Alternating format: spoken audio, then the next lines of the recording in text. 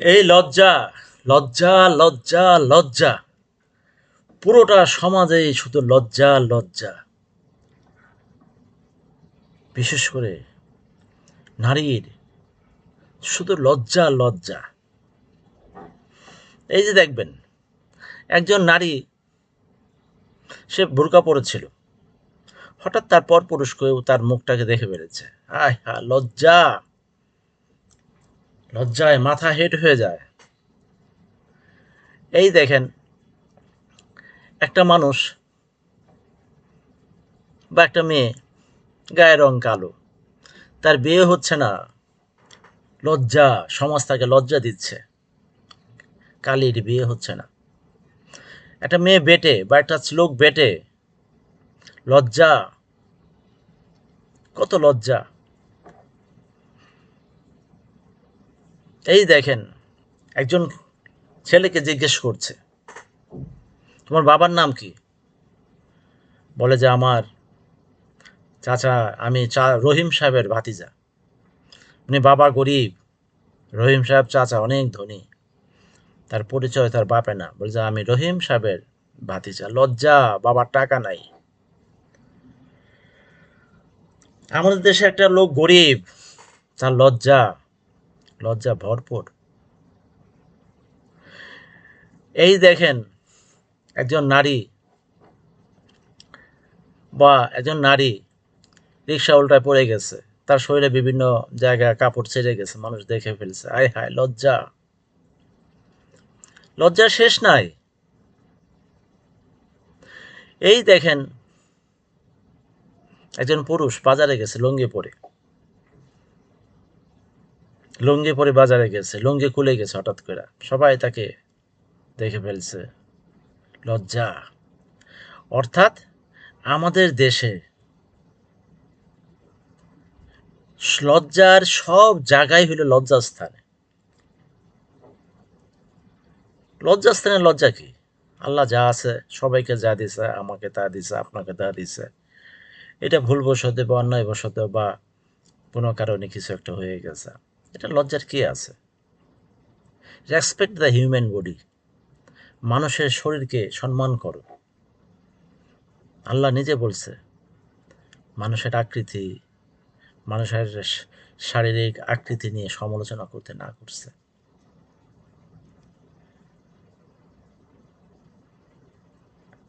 আমাদের দেশে লজ্জা মানে লজ্জাস্থান।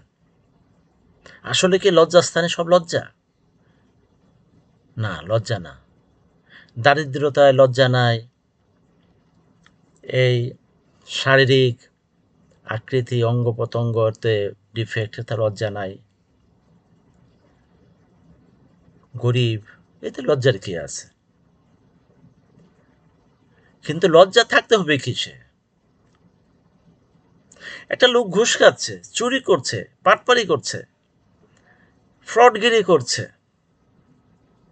রাষ্ট্রের সম্পদ লুটপাট করছে, তার জীবনে বেঁচে থাকার জন্য প্রয়োজন 1 কোটি টাকা। সে রাষ্ট্রের লক্ষ লক্ষ কোটি টাকা সে 5 লাখ, 1 কোটি, 2 কোটি, 5 কোটি টাকার বিনিময়ে সে ধ্বংস করে দিচ্ছে। এটা লজ্জা থাকতে হবে। আরেকজনের কাছে হাত পেতে ঘুষ খাওয়া, চুরি করা, ডাকাতি করা, এই হাত দিয়ে তো আমরা করি। এই জন্য লজ্জা পাইতে হবে।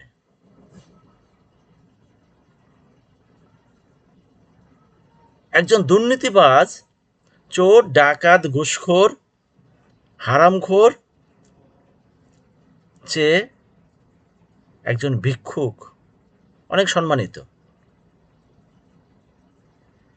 অনেক সম্মানিত। বেঁচে থাকার জন্য একটা মানুষ যদি শারীরিকভাবে সে না চলতে পারে, শরীর দিয়ে আর অর্থ উপার্জন না করতে পারে, কেউ যদি তাকে সাহায্য সহযোগিতা না করে, তার জন্য ভিক্ষা ম্যান্ডেটরি। একটা লোক যদি ঘোড়ায় চড়ে এসে ভিক্ষা চায়, তাকে ভিক্ষা দিতে হবে সামর্থ্য থাকলে, আর না থাকলে বলতে হবে যে আল্লাহর রাস্তা মাফ করেন। একজন ভিক্ষুককে দেখছি আমরা লজ্জা পাই। ভিক্ষা করে সেও তাতে লজ্জা পায়। তবে আমার দৃষ্টিতে একজন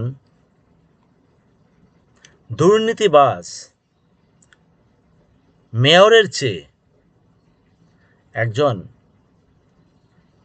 সৎ দুর্নীতিমুক্ত মেথর আল্লাহর কাছে কোটি কোটি গুণ প্রিয়। সমাজে তাই হওয়া উচিত, কিন্তু আমাদের সমাজে তাই না। আমাদের সমাজে হইল মানুষ কোত্থেকে টাকা কামাইলো, চুরি কইরা, বাটপারি কইরা, ছিনতাই কইরা, ডাকাতি কইরা, এটা কোনো বিবেচ্য বিষয় না। আপনার দেশের সবচেয়ে বড় দুর্নীতিবাজ হন, আপনার অনেক সম্পদ থাকবে, গাড়ি দিয়ে চালাবেন, গাড়ি চালাবেন, দামি গাড়ি চালাবেন, এই বিশাল রাজপ্রাসাদের মতো বাড়ি বানাবেন, মানুষ আপনাকে সম্মান করবে। সমাজের কনসেপ্ট এখানে চলে গেছে, ধারণা এখানে চলে গেছে। যার টাকা আছে, ধন সম্পদ আছে, তার হইল সম্মান, দুর্নীতিবাজের সম্মান। আপনি দেখবেন অধিকাংশ অফিসে দেখবেন যারা সৎ কর্মকর্তা কর্মচারী সবাই মিলে তাকে সাইড করে রাখে, কারণ সবাই ভাবে যে লোকটা নলেজ আছে কিন্তু জ্ঞান নাই, জ্ঞান কম। আমাদের সমাজে জ্ঞান হইল তারই যার টাকা আছে, সে যেভাবেই কামাক না কেন। একটা বাবার 2-3টা ছেলে, যে ছেলেটা খুব কষ্টে সৎভাবে জীবনযাপন করে, তার কিন্তু পরিবারে কিন্তু সম্মান নাই, অবস্থান নাই। যে ছেলেটা দুর্নীতি করে, অপরাধ করে, বিভিন্নভাবে মানুষের মাথায় বাড়ি দেয়া, এই করে সে টাকা পয়সা কামাইতেছে, মা বাপকে খাওয়াই দিয়েছে, ভাই বোনকে দিচ্ছে, সে হইল পরিবারের শ্রেষ্ঠ সন্তান। মা বাবা মনে করে যে এই হইল আমাদের জাতের সম্মান রাখছে সে। এই হইল অবস্থা। যে লোক আল্লাহকে ভয় পায় না, নামাজ পড়ে না, যে লোক সত্যকে মিথ্যা, মিথ্যাকে সত্য বানাচ্ছে, আল্লাহর সাথে নাফরমানি করতেছে বিভিন্ন কাজে, আল্লাহর কসম কেটে মিথ্যা কথা বলছে, সত্যরূপে সেটাকে প্রকাশ করার চেষ্টা করতেছে, মানুষের বদনাম বলছে, ঘরে ঘরে গিয়ে মানুষের বদনাম করছে, সমাজের ক্ষতি করছে, ব্যক্তির ক্ষতি করছে, মানুষের গোপন কথা প্রকাশ করে দিচ্ছে। এসব কাজে লজ্জা থাকতে হবে। এগুলি হইল লজ্জাস্থান। শরীরে একটা অঙ্গ প্রত্যঙ্গের লজ্জাস্থান, এখানে কোনো মানুষের কোনো কিছু করার নাই। আমার সৃষ্টিতে আমার শরীরের আকৃতি, গঠন, কোনো কিছুতে আমার হাত নেই। এটা আল্লাহ আমাকে যেভাবে বানাইছে সেভাবেই।